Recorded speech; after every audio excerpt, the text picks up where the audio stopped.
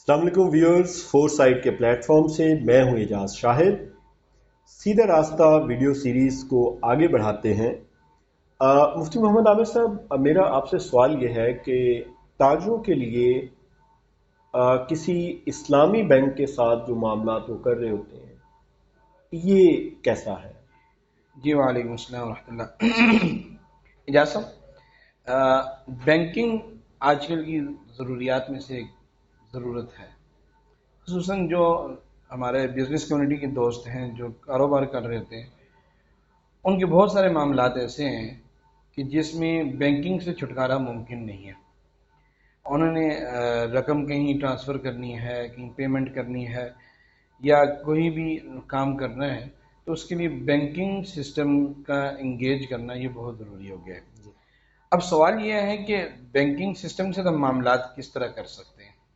تو سب سے پہلی بات تو یہ یاد رکھیے کہ بینکنگ سیکٹر میں اگر ہم نے کسی بینک کے ساتھ کوئی معاملہ کرنا ہے تو اس کے لیے ضروری ہے کہ ہم اسلامی بینک کے ساتھ معاملہ کریں گے۔ کنونشنل بینک کے ساتھ جو سود کے نظام پہ چل رہا ہے، انٹرسٹ بیسڈ سسٹم ہے، اس کے ساتھ ہم کسی قسم کا کوئی معاملہ نہیں کر سکتے۔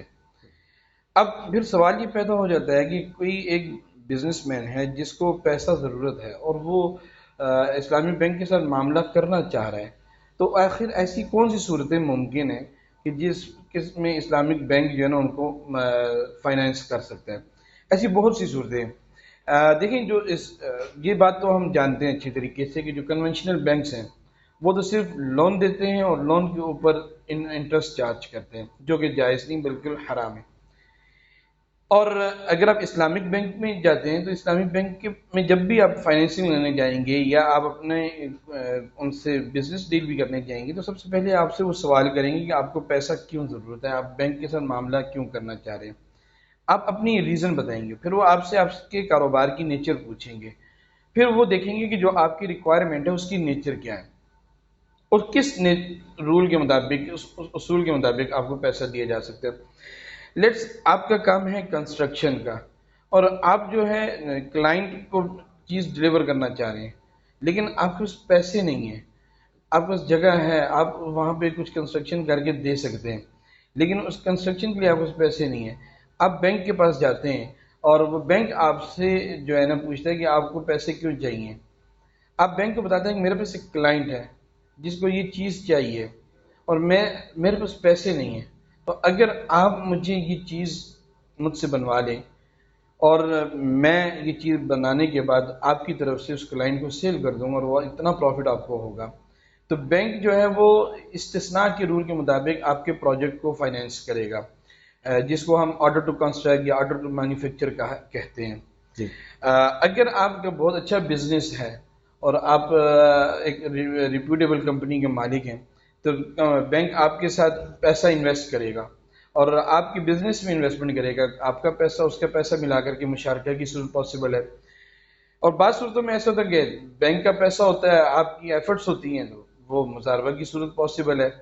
سم ٹائمز ایسا ہوتا ہے کہ بینک کہتا ہے کہ آپ بینک کے پاس جاتے ہیں، آپ کہتے ہیں کہ مجھے کوئی انویسٹمنٹ نہیں چاہیے، مجھے کوئی پارٹنرشپ کی ضرورت نہیں ہے آپ کے ساتھ، بس یہ ہے کہ میں یہ کام کر رہا ہوں، کنسٹرکشن کا کام کر رہا ہوں، تو مجھے اگر آپ اتنی بوری سیمنٹ خرید کر کے دے دیں اور اس کے اگینسٹ میں آپ کو اتنا پروفٹ دوں گا،